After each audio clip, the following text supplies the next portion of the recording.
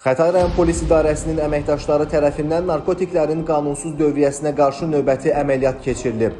Tədbir zamanı əvvəllər məhkum olunmuş 42 yaşlı Orxan Qurbanov saxlanılıb.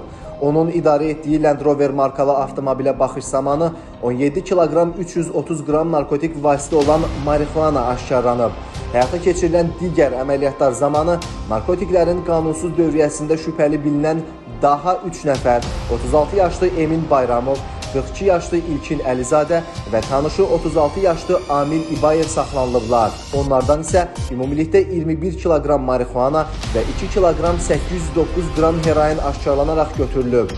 Saxlanılan şəxslər ifadələrində narkotikləri paytaxt ərazisində satmaq məqsədi ilə əldə etdiklərini bildiriblər. Faktlarla bağlı başlanan cinayət işləri üzrə araşdırmalar davam etdirilir. Qeyd edək ki, cari ilin əvvəlindən Xətai rayon polis idarəsinin əməkdaşları tərəfindən 112 kiloqram müxtəlif növ narkotik vasitə qanunsuz dövriyyədən çıxarılıb.